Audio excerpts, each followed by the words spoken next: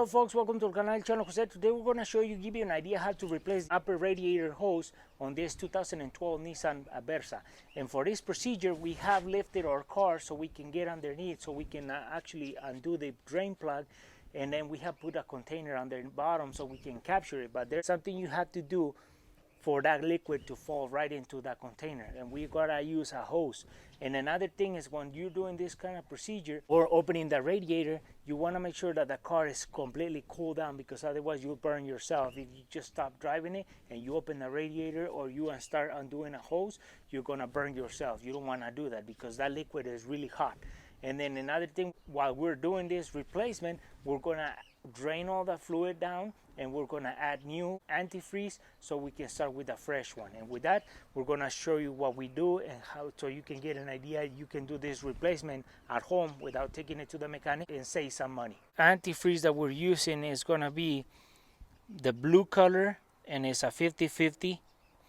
And then what we're gonna be using is this hose, and the Napa part is 17011 for this Nissan Versa, and we're gonna show you where that hose is located in this car. So the one thing I always say is that before you start taking stuff apart, you want to verify what you bought is the same as what you're taking out. So this hose right here is the hose that we're replacing, and that goes right into the block right over there. There's a clamp there, and there's a clamp right there. So this hose runs like this. So once we verify that that's what we got exactly to what we have, then we can start taking stuff apart. For the first thing we gotta do is we're gonna remove our air box so we can expose the clamp right down there, so you can see exactly how we remove that.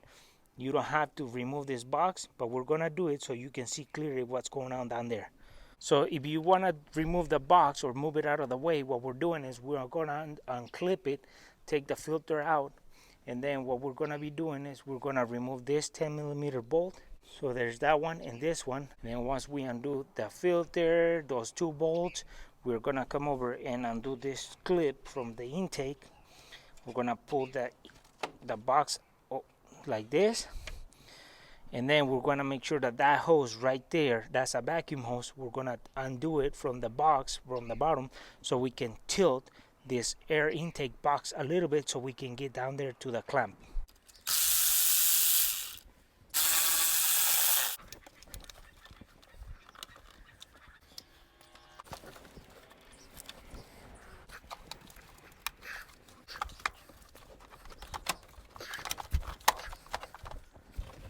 Now we have the clamp right underneath there exposed, so we're gonna remove this clamp. That's going to the motor. But before we do that, we have to drain the antifreeze out of our car. We have the container down there, and we're gonna show you how we do that. That's why we didn't remove the box completely. We just move it out of the way so you can actually get the clamp off of that hose. You don't need to remove it completely, just move it out of the way. So as we're looking at the car from the front to the back, the drain point on the radiators on the driver's side. So we're gonna be using this clear hose to guide the liquid or the antifreeze into our container. So if you don't use that hose, you're gonna drain the fluid right into the frame. It's gonna go all over the place. So we're gonna show you how we do that. This is a critical thing you gotta do so you don't spill antifreeze everywhere. Here it is, the drain point. As you can see, it kind of tucked in there with the butterfly. And what we're gonna be doing is we have to feed a hose right into it.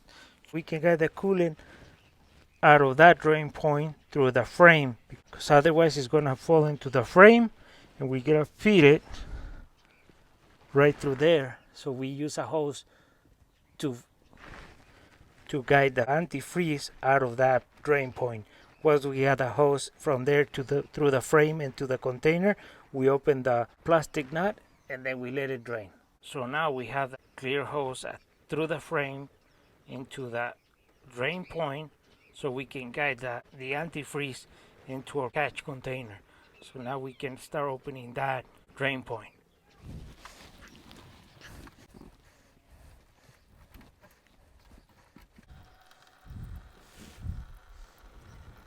So now we just let all the antifreeze to come out, and then that way we put new one when we need to put everything back on. But for right now we let it drain out so we can start taking the hose apart. But right now let it drain. So this is why we use the hose as a guide, so we can capture all the antifreeze in one point, and that way the antifreeze, as you open the drain point, doesn't go all over this bar subframe and it just spills everywhere. So that way you put that hose through and then capture it in the container.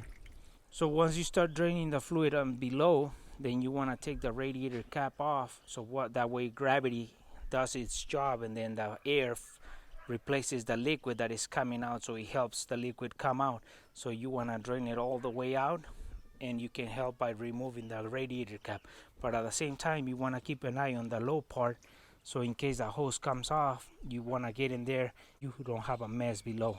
So now to remove that clamp and this clamp, we're gonna be using some regular pliers or some channel locks, depending on the angle. So now we take them off, we just compress both sides together and we slide them over to the hose so we can get it away from the hard part of the radiator.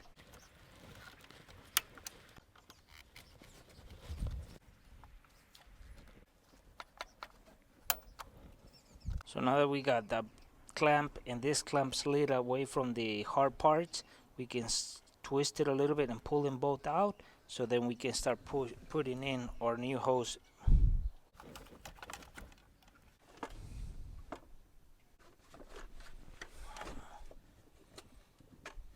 One thing that I try to avoid doing is putting these compression clamps that the car came with.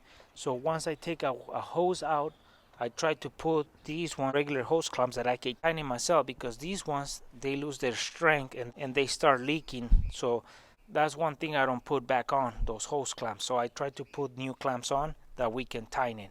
So we put the new hose in. Another thing I do is that I get a piece of sandpaper and I clean around the water inlet, because sometimes, as you can see, it has corrosion build up around. So when the hose sits in it, it's gonna just not seal right. So I clean that area so the hose sits and seals right.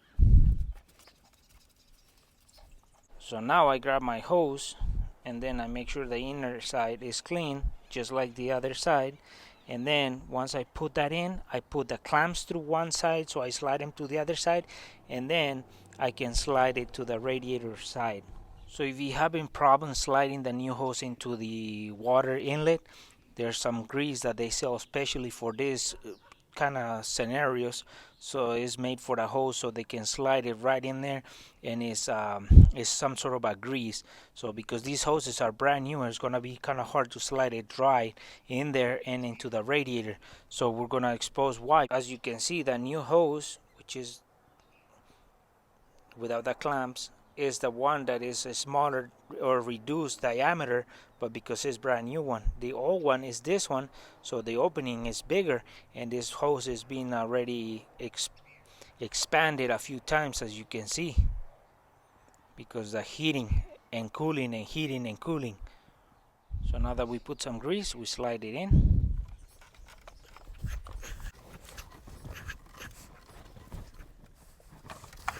So one thing I want to say is that once you're putting that hose on, you want to make sure that it slides right to the back where the other hose was, so you don't have too little of a hose hugging that housing, so you have leaking problems. So now we put the clamps on, and then we slide the hose right into the radiator.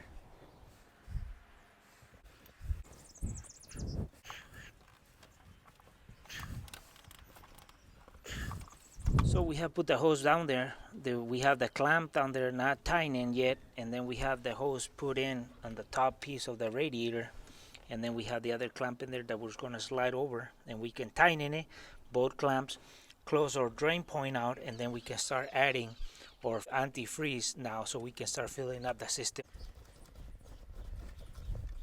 So one thing is that when I'm putting hoses and I'm putting the clamps on, the ones that I can tighten myself, I put the screw or the access point in an easy way, so when I need to take them off again, I'm not struggling. So I put them facing an easy way where I can take them off again, just in case.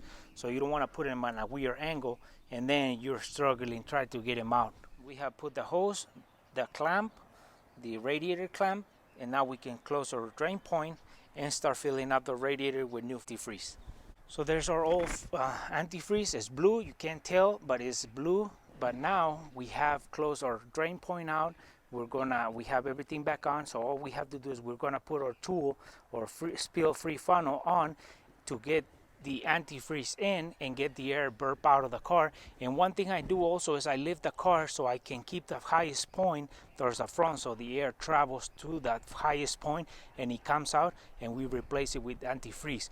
That's another thing why I lift cars when I do this, so I can get the highest point at the radiator and the air travels this way and I get air pockets out of the engine.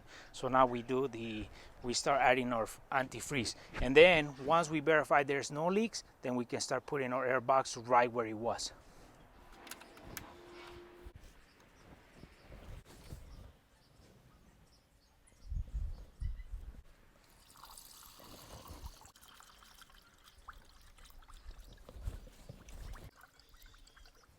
And what we're going to be doing is we're going to add more until it stops going, and we're going to leave it at halfway, and then we're going to turn on our engine so that water pump starts circulating the antifreeze, and that way we can get the air pockets out of the system and feed more coolant in and avoid overheating because the air pockets on the engine. So we keep feeding until it stops getting any more into the engine. So now that the system is not taking any more antifreeze, we're going to turn on our engine so the water pump circulates the antifreeze, and we can get the antifreeze in there and feed it into the system. So now what we're going to be doing is we're going to let the engine heat up, come up to the normal operating temperature, and that way we can open the thermostat, and then that way it can circulate the Freon, the antifreeze, and that way we can get air pockets out of the engine. As you can see, they're still coming out. So we let it idle for a little bit and let the air come out. By doing this spill-free funnel, we're burping the engine. So now that we don't have any more air coming out, we're gonna get this funnel out of here and put it into the overflow tank. That way we can put this in there, and then we can start closing our system down. So we're gonna put this to level, and then we're almost done with the replacement of this hose or flush.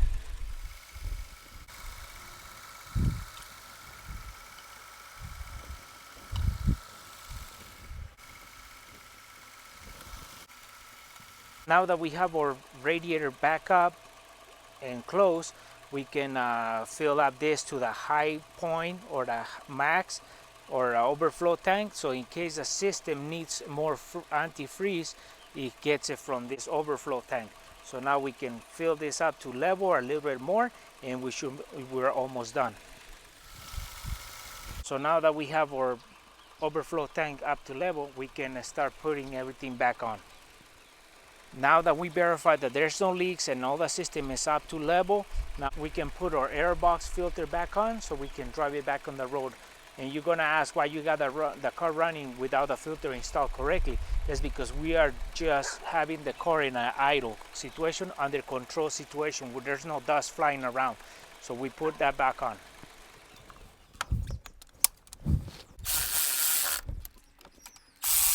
And well, folks, hopefully this video was useful and give you an idea how to do the replacement on the upper radiator hose on this Nissan Versa 2012.